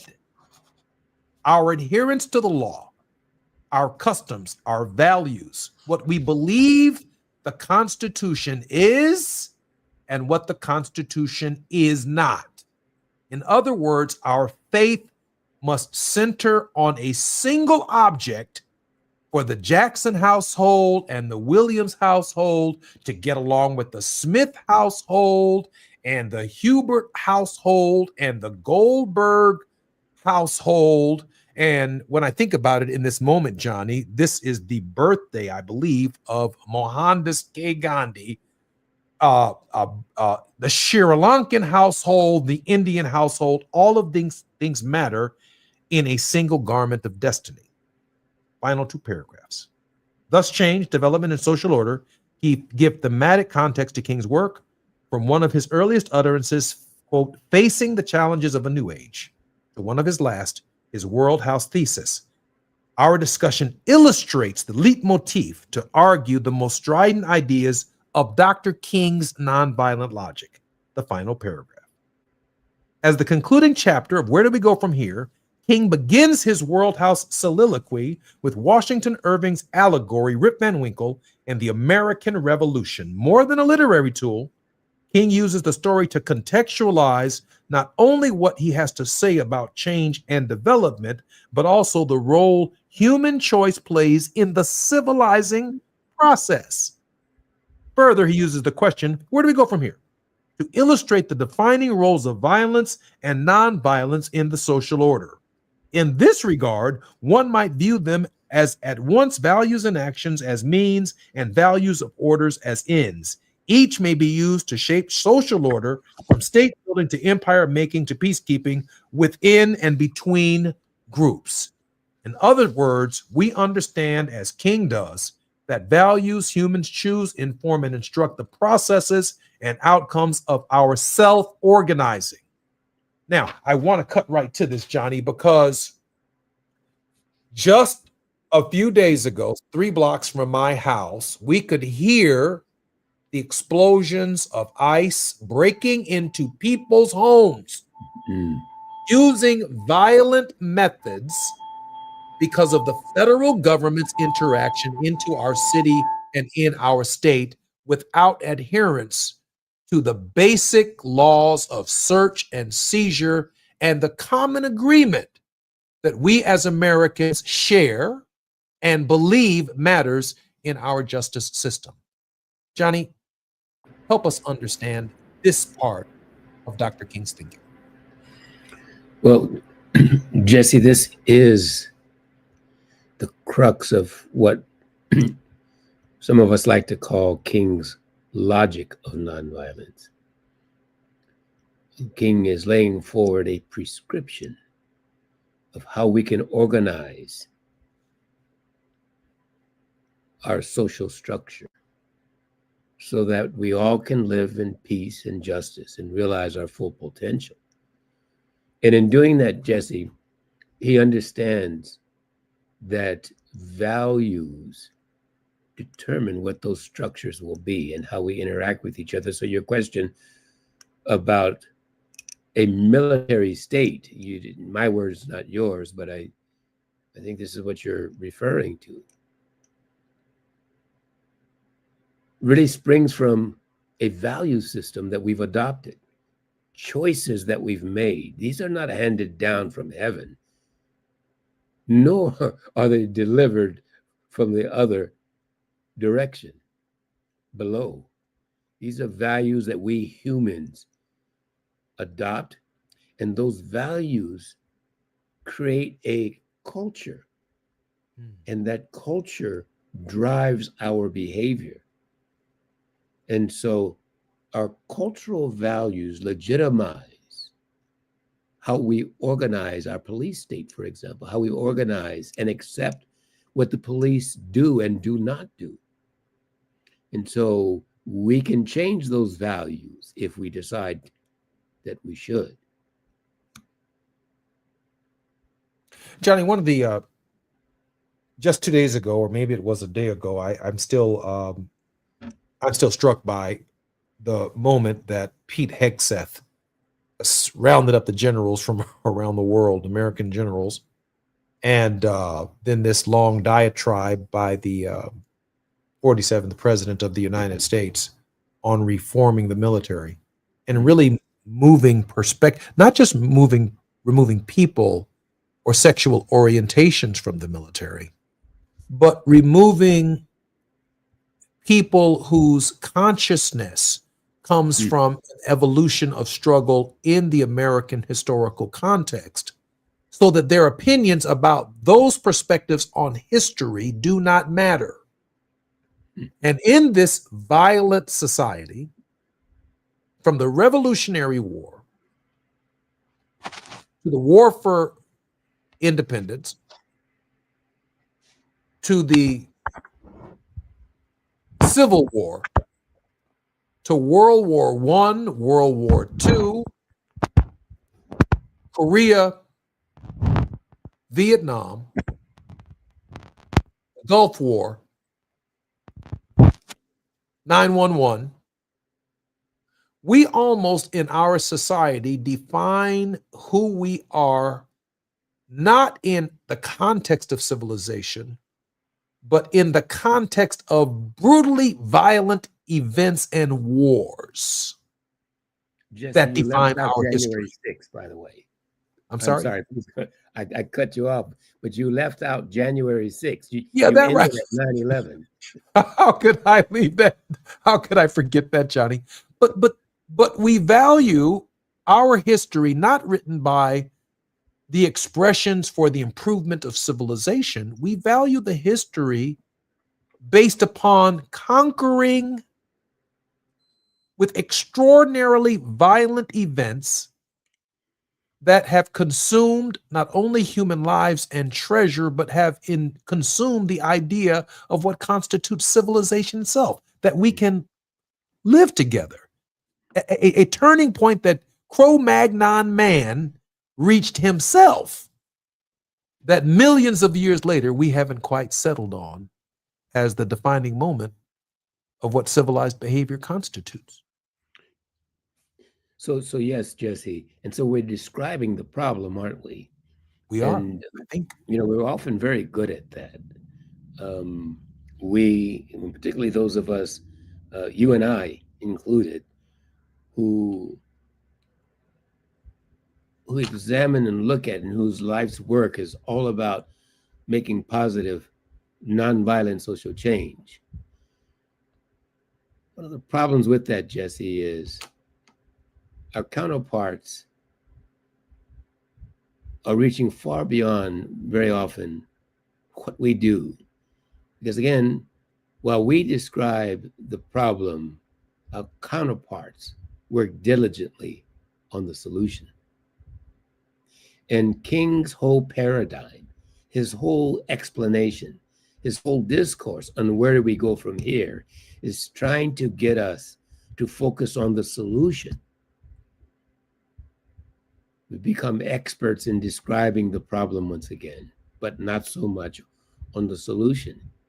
Johnny, I'd make the argument that learning more about the Native American community and its struggle since the inception of this 250-year-old experiment, and my sensitivity to the indigenous people matters. I would argue that an African American history museum sharing with millions of Americans who would come visit and are interested and who have a curiosity about a different perspective might enter that museum and exit that museum with a broader perspective. That going through the Jewish Holocaust Memorial Museum, that I might see one of the great and understand the sensitivity of millions of Jewish Americans whose families were devastated by the Holocaust itself, that I might leave from that museum with a broader and more different perspective, that might enhance who I am as a civilized person in my interaction with people and their feelings, their understanding of their histories, their cultures, and their religions. And I'm being told right now that none of that matters. That we need a story that is American as apple pie, and that the route to my sensitivity about the history of women in our society doesn't matter. That I should be carrying a club over my hand, dragging her across a stick fire, holding her by the hair like I'm Cro-Magnon man, like I'm uncivilized, that it's okay to abuse women or to disrespect them, or that they're not our equals, or that they have no role in our military. I'm being asked to go back to a pre-Cro-Magnon man period, and then accept that as what constitutes modern civilization. I refuse to believe that, Johnny, and I believe Dr. King refused to believe that too. I think you're absolutely right, of course. Certainly being rooted in our history, understanding our history, learning lessons from our history is, of course, important, lest we repeat it. Jesse King's clarion call, he's almost begging us to, yes, understand our history, but then organize and mobilize ourselves to realize the kind of change that ensures that we don't repeat it. And so when he talks about the World House and he talks about community, he's talking about how we can come together as brothers and sisters, irrespective of any human characterization or name that we give ourselves, and work together in community. One of the three fundamental values he wants to use to restructure the social edifice, the architecture of the social edifice. Remember, that's what he's calling for. Johnny, I got to push back just a little bit by saying that Dr. King, in my opinion, like Jesus of Nazareth, is asking us to absorb the blows of the ignorant, to absorb the blows of people who aren't even interested in the conversation about nonviolence. They're closed-minded. There's no openness to the idea of a conversation.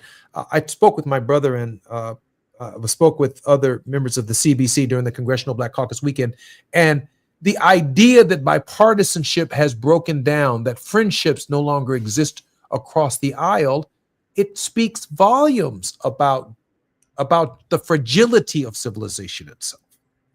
And I'm not just talking about the Congress. I would imagine that such fragility also is taking place in 50 different state legislatures across our country. I'm sure that the people of the state of Oregon are reacting at this hour to the presence of U.S. troops. I'm watching what's happening here in the city of Chicago, in spite of the fact that our governor and the mayor of the city of Chicago are standing up.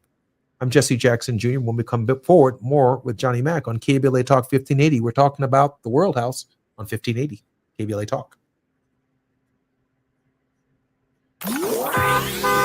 It's afternoon drive time with Jesse Jackson Jr. Only on KBLA Talk 1580.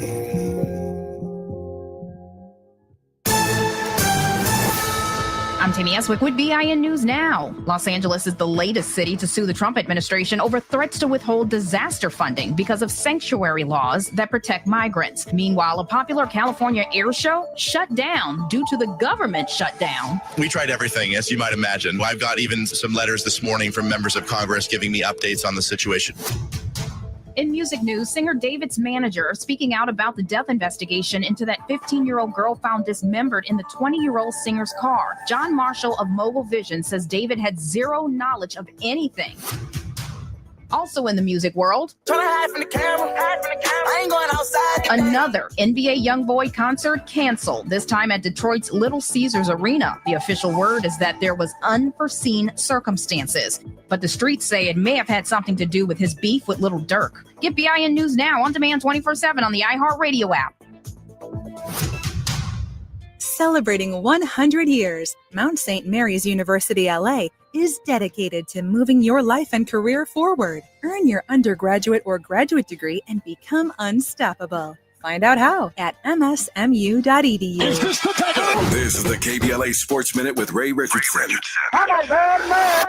If you're planning to watch the Rams game tonight against San Francisco on TV, you'll need to be a Prime Video subscriber. Prime is the only outlet available to watch the game. Prime is a new broadcast partner with the NFL, which is trying to expand its audience to folks who stream all of their TV entertainment. The SWAC conference fined HBCU Florida A&M $10,000 for inappropriate comments made by the school's band announcer during halftime of Saturday's Florida A&M Alabama State football game. The SWAC also suspended band announcer Joe Bullock for Florida A&M's next 2 home games. Bullard was punished for making an insensitive remark on the mic about Alabama State's plus-size dance team known as the Honeybees. Bullard and Florida A&M made public apologies after fans from both schools expressed their disappointment with Bullard's comments. No debates, no speculation, just the info you need. That's your KBLA Sports Minute. I'm Ray Richardson. More news, opinions, and conversation when we come forward on KBLA Talk 1580.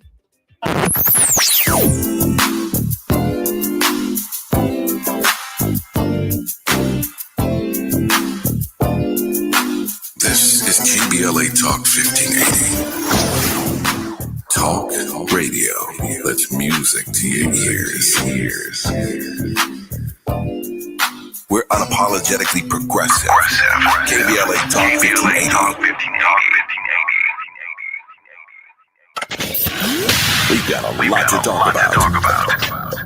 Hi, I'm Zoe Williams, aka the Voice of Reason, encouraging you to join me weekdays from 7 to 9 p.m. for the world's most intriguing relationship radio roundtable. Every night, I facilitate and encourage our loyal listeners to participate in the most engaging relationship discussions you'll hear anywhere. So make it a point to rendezvous with me, Zoe Williams, the Voice of Reason, Monday through Friday, 7 to 9 p.m. Pacific Standard Time. Trust me, your relationships will never be the same. The VOR is on fire tonight. Unapologetically progressive. KBLA Talk 1580.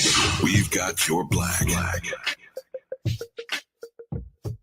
Hey, KBLA 1580 delegation, your health matters to us. We know that information is power, especially when it comes to prevention and treatment. That's why we're proud to introduce the brand new KBLA Health and Wellness Hub. This online space is built just for you, connecting our community to trusted health resources, culturally relevant care, and even access to diverse clinical trials and emerging therapies. Whether you're looking for information on common conditions, mental health support, or just want to stay on top of your wellness journey, we got you. And the best part, it's all on our website at KBLA1580.com. Accessible, empowering, community-focused. So just go to KBLA1580.com and click on the Health and Wellness Hub icon, because knowledge is power and your health is everything. At KBLA Talk 1580, we've got your black. You're listening to Jesse Jackson Jr. on KBLA Talk 1580.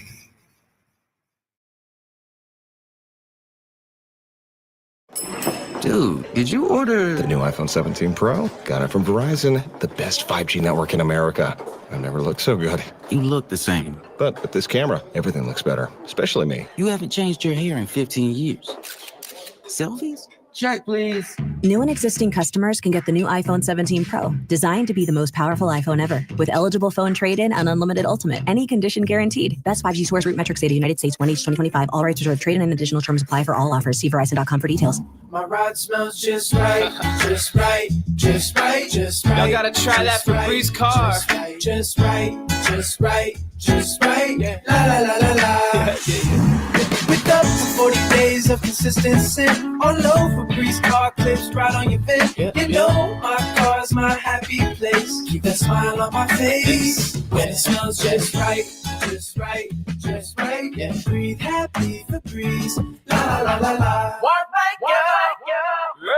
Yeah. The California Crusader newspaper would like to thank all of our subscribers for their support throughout the years, proudly serving the South Los Angeles and South Bay areas for more than 40 years. The California Crusader is a multicultural, Black-owned, adjudicated newspaper that focuses on providing newsworthy information to the people in our community.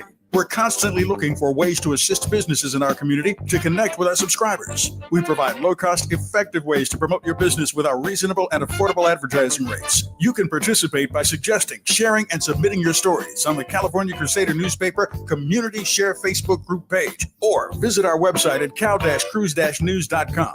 That's calcruisenews.com. Then click on the Submit Now button located on the top right corner of the homepage, or text CCN to 42828. Again, text CCN to 42828. The California Crusader newspaper, working together to build a better community for our future. Subscribe today. Heard any other talk radio lately that sounds anything like this? Didn't think so. You're listening to Unapologetically Progressive, KBLA Talk 1580.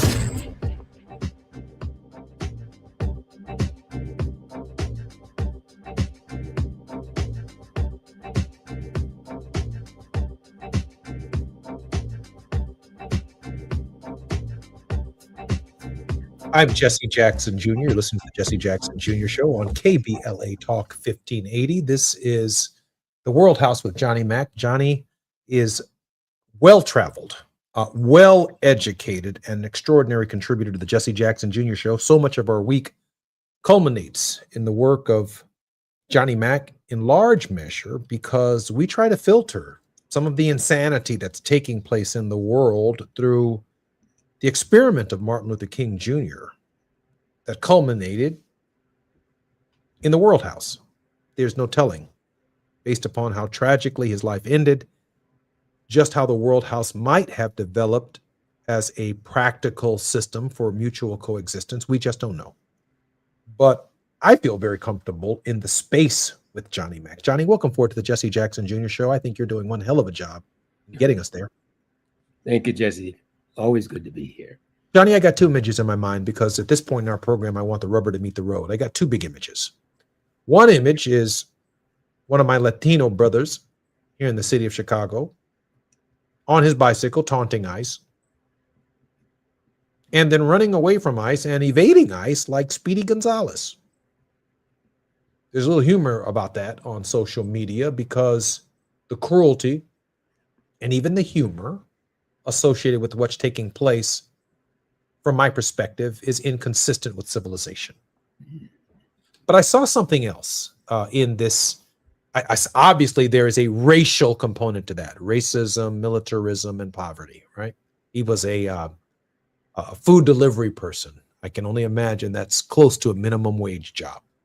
But fortunately, he evaded ICE capture just by taunting them. But I saw something else, the militarism thing that Dr. King says affects the social edifice.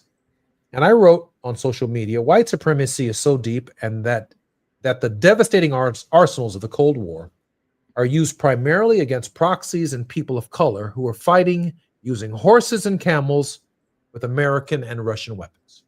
We have nuclear weapons, battleships, submarines, drones, tanks, Humvees, the fastest and most lethal air force on Earth, unlimited battle cannons, a space force, the best trained forces on Earth, the best technology, tens of trillions of dollars during the Cold War, and now we are fighting pirates with speedboats and makeshift but deadly, dangerous militias with this enormous power.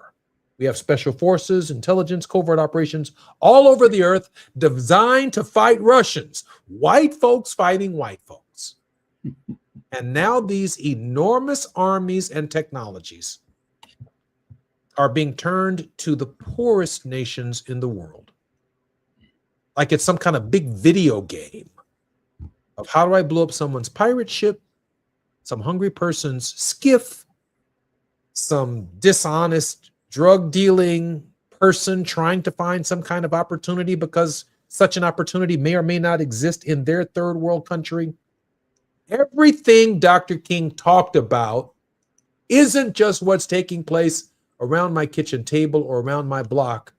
We are witnessing it unfold in the world itself. Talk to me, Johnny. Yeah. And again, the question is, what do we do about it? And, how do we change it, Jesse? You mentioned earlier, or at least spoke about, the political process. And in the previous segment, rising star in New York, running for Congress. The political process is important, of course. It is part of the means we have for making nonviolent social change in structuring, how we engage and make change. But there are other forms that King was trying to get us to focus on. If we are tired of seeing our military and our police turned on citizens. How do we change that? And King is asking us to explore that. He's asking us to study that. And we have to spend more time doing it, or we'll spend all of our time talking about those things that we don't like. Okay, Johnny, so let me push back a little bit. The mayor of the city of Chicago issued an ordinance, for example, prohibiting the Chicago police. That's what we're known, that's what we have here. That's our authority, from interacting with ICE. Yes. And so ICE, so the Chicago police, people we deal with every day, our neighbors, are not participating in this. Mm-hmm. Our governor supports that, and obviously our representatives within the state support that. But the federal people are here. The Tennessee boys are here. The Texas boys are here. The Alabama National Guard and military units are here. People who don't give a hoot about Chicago, Los Angeles, don't care about Compton, don't care about the streets. They have perceptions of Chicago that allow them to conduct, just 3 blocks from my home, illegal, unconstitutional searches and seizures without warrants identifying specific people who have rights. They pulled up with 2 budget trucks, not 18-wheelers, but whatever's just short of that, loaded one up with the Hispanics in zip ties that they captured, and they loaded up another budget truck with Negroes, man. Now, these aren't illegal people. These are American citizens whose constitutional rights were violated because Chicago and Cook County's law enforcement did not arrest them. These stormtroopers, paratroopers, whoever they are, just dropped into our city and are rounding up Negroes, and they're disappearing. Where are these Negroes going? Talk to me, Johnny. These are different times because Dr. King, at least under the assumption that there was some rule of law, some modicum of law that the government itself would have supported. Yeah, but the question is, why are they allowed to do that? How is it possible that they're allowed to do that? I mean, I'd argue there's no checks and balances, Johnny. I mean, exactly. Congress isn't holding this guy accountable. Exactly. In other words, they've captured the political process. They've captured every element and stage of the political process, from the executive all the way down to state and local government. They've organized, Jesse. They've organized in a very systematic way that controls the media, that controls the political process, that controls every factor that determines how we engage each other in this social structure. That's the point that we're trying to make here. But Johnny, the only tool I have left is voting. I mean, it's the only tool that I have left to vote. And I know that even there, Jesse, if I can push back. Okay. That's not so. First of all, I'm sorry, please. Johnny, I got to let you push back right after the break. And I promise you the final 10 minutes all yours. I'm Jesse Jackson Jr., listening to the Jesse Jackson Jr. Show on KBLA Talk 1580. It is impossible to finish this week unless we're in the World House with Johnny Mack. More when we come forward. While you're stuck in traffic, we can at least bring you up to speed on the news of the day. You're listening to Jesse Jackson Jr. only on KBLA Talk 1580.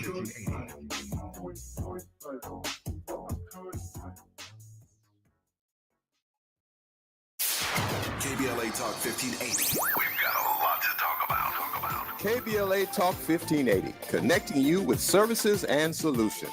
Worried about eviction? You have rights, and Stay Housed LA can help. Stay Housed LA is a partnership between LA County, the City of Los Angeles, and local service providers. From Lancaster to Long Beach, we're here to help you with tenant education workshops, legal clinics, free legal services for eligible tenants, and online resources about tenant protection laws. Don't face eviction alone. Call our hotline at 1-888-694-0040. That's 1-888-694-0040. Or visit stayhousedla.org. Stay Housed LA, keeping Los Angeles residents in their homes. Stay Housed LA, your rights, your home, our community. This is a community call to action from KBLA Talk 1580. My ride smells just right, just right, just right, just right. Y'all gotta try that Febreze car. Just right, just right, just right. Yeah. La la la la la. With up to 40 days of consistency. All over Febreze car clips right on your vent. You know my car's my happy place. Keep that smile on my face. When it smells just right, just right, just right. Yeah. Breathe happy Febreze. La la la la. Hello, KBLA delegation. Tavis Smiley here. On Saturday, October 25th, LA Trade Tech becomes the epicenter of ideas that matter. The Left Coast Forum is bringing together voices that challenge, inspire, and illuminate with keynote presentations from people like noted economist Richard Wolff, the man who breaks down capitalism in ways that make sense to working folk like you and me, and Dr. Cornel West will be there, the brilliant philosopher and activist who never stops fighting for justice and speaking truth to power and to the powerless for that matter. So this isn't just another conference. This is where ideas get tested, where the conversations that shape our future begin.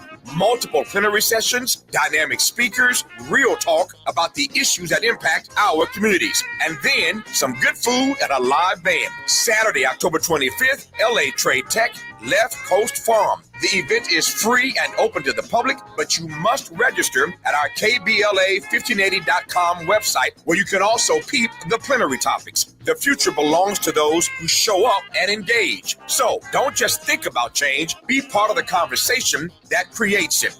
The Left Coast Forum is brought to you by the LA Progressive, the Empowerment Congress, Community Coalition, Partnership for Growth LA, Southwest Voter Registration Education Project, LA Care Health Plan, United Teachers Los Angeles, Black Progressive Action Coalition, St. John's Community Health, the National Lawyers Guild, the Weingart Foundation, and more. Space is limited, so if I were you, I'd register right now at KBLA1580.com.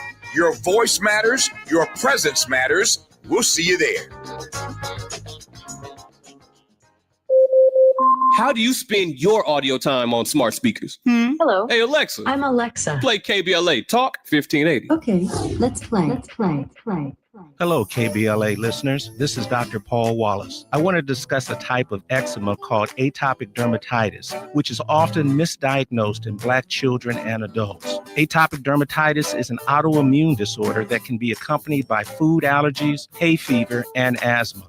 This rash targets the inner arms, behind the knees, and face, but can go all over the body. It causes excessive dryness and 24/7 itching. It's the scratching and steroid use that leads to permanent scarring. I'm enrolling patients in a new clinical research study focused on better treatment options for atopic dermatitis. Of course, your medication and travel reimbursements are provided. To see if you qualify, visit dermstudies.com or call us at 323-296-0048. That's 323-296-0048. There's nothing worse than itching.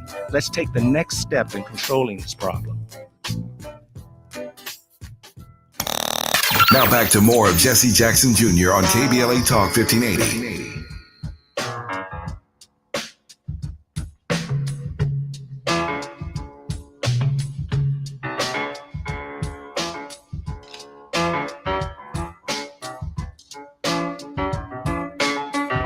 I'm Jesse Jackson. Welcome forward to the Jesse Jackson Jr. Show.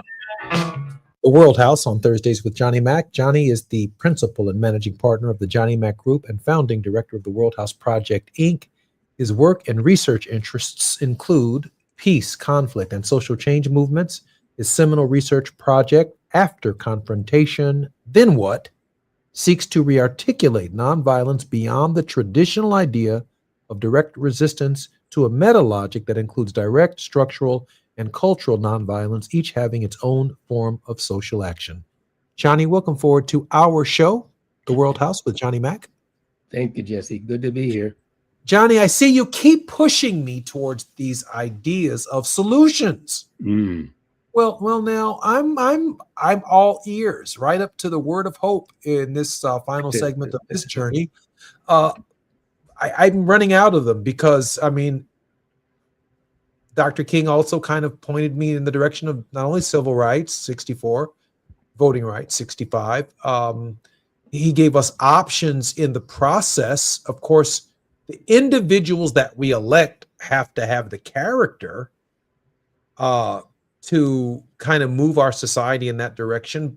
But I'm running out in this era of tools that were left to us, maybe even not enough tools in our toolbox or on our tool belt to address the current era. I'm not picking up a gun. I'm not picking up a weapon. I'm not going to do that. My Christian ethic won't let me do that. But Johnny, get me to some solutions. You keep saying, what do we do? You tell me, Johnny. Help me. Well, at the end of the last segment, you mentioned that all you have left is the vote. All we have left is the vote. We might argue that we don't even have that left. The way districts are gerrymandered in the states, the way the whole electoral process, including the electoral college, is designed and organized to control. And even we have learned recently to not vote at the electoral college level the will of the people in the general election. There's something terribly wrong there, Jesse. And King anticipated that, I believe. He understood that the urgency of now that he talks about in his last book, Where Do We Go From Here, has to be balanced against what I'd like to call the exigency of not yet. My point is that our adversaries have learned better than we that very principle. And so they have taken the time to put in place these social structures that guarantee that they control from the executive down to the very lowest electoral position at the local level. What have we done wrong? What planning have we failed to do? What organizing and mobilizing have we not done that they have done that leaves them in control of the entire electoral process? Jesse, So check this out, Johnny. Check this out, Johnny. We can't miss this. Gene and I were on a cruise with Congresswoman Terry Sewell during the Congressional Black Caucus, our producer. And of course, we were enjoying ourselves, but we were also pursuing guests for the show. I bump into the new president of the Southern Christian Leadership Conference, a young man, right? And he is succeeding an elder president of the Southern Christian Leadership Conference. And I'm juxtaposing this in just 1 minute. The tragic death of Charlie Kirk, who's now having highways named after him, led to 35,000 inquiries in just a few short days for college campuses and starting turning point organizations across the country. So I went up to the president, the new president, young president of the Southern Christian Leadership Conference, whom I hope to have as a guest on our program. And I asked him, that's what Dr. King observed, the Southern Christian Leadership Conference. He gave it to us in perfect branding. Don't we need a Northern Christian Leadership Conference, an Eastern Christian Leadership Conference, and a Western Christian Leadership Conference, and a National Christian Leadership Conference, not just a regional Southern Christian Leadership Conference? And what is the vision for our organizations meeting the hour of 35,000 inquiries to form organizations that move the country in the direction of white minority rights? That's the leader and the martyr that I see Charlie Kirk has become. White minority rights. Yeah. Now, it just seems to me, Johnny, that our organizations, and we got your final 4 minutes of the program, our organizations are not making the change to reflect the current political dynamic. And if Dr. King himself were alive, I would tell him, bro, listen, the Southern Christian Leadership Conference needs to be everywhere. We got to retrain these evangelical black preachers and conservative preachers to fight. Jesse, in the very book that we've been talking about, Where Do We Go From Here, King agrees with you. He even says that the very organizations, King says, in time, at the time that he's writing, the very organizations that have mobilized and organized for this time, I'm paraphrasing now, Jesse, will not be sufficient for the not yet. Go back and read it, Jesse. He says what we've put together, what we commonly call the eight, the big eight, the big eight, or the big nine. Everybody's got a social organization, but they're not political organizations. What he argued is that structure would not be sufficient for the challenge ahead. Well, once again, we've ignored what King has said. We spend more time on his dream speech than we do on his Vietnam speech 1 year just before his assassination, you see. And so we've not followed his admonishment to study nonviolence beyond the mere direct action, which is important. The direct action of protest and intervention, engagement, non-cooperation, all of that is important. But what else is important? It's changing the cultural frameworks. It's changing the structural and institutional frameworks. And Jesse, I mean, just think about it. What is happening now is a reordering of the structures. What the current administration is doing is restructuring the social edifice. Well, restructuring the social edifice, Johnny, right now includes structuring us out of it. Precisely, that's the point. And yet we stand by watching it. We accept it. We allow it. How do we get in the way, as John Lewis would say? How do we get in good trouble, as John Lewis would say, in order to stop that? Well, you've got to focus not only on the now, but you've got to focus on the not yet. What do we have to put in place? What can we put in place? How do we organize and mobilize ourselves? We've not done that work. And that work doesn't happen tomorrow morning. It doesn't happen in an instant, Jesse, is my point. Johnny Heavy has a heart attack. You know, we only have a little less than a minute. I'm giving it all to you, Johnny. Well, let me go right to the heart. Johnny, how can we support you and your work? Well, Jesse, you can go to theworldhouseproject.org. worldhouseproject.org. And you can learn all about our work. You can learn about the 6 global conferences that we're doing over the next 12 months. And then you'll learn about the World House Forum, which will take place in 2027, where we're actually examining these very issues. I'm Jesse Jackson Jr. You're listening to the Jesse Jackson Jr. Show. So much of our week culminates in the mind and in the thinking and in the direction and in the vision of Johnny Mack. I'm Jesse Jackson Jr. on KBLA Talk 1580. Until tomorrow. KBLA 1580 Santa Monica. I'm Tammy S. Wickwood, BIN News.